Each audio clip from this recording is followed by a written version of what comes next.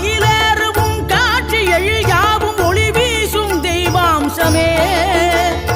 பொய்யான என் வாழ்க்கை புவி மீது நிலையாக அருள் செய்ய வர வேணுமே நீ அருள் செய்ய வர வேணுமே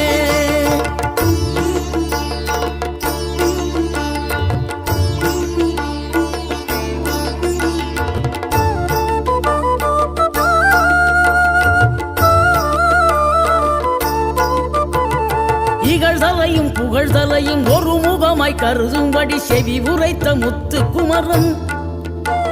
நீ வறுமையையும் வளமையையும் சமநிலையை உணரும்படி மதி கொடுத்த செல்வ குமரன்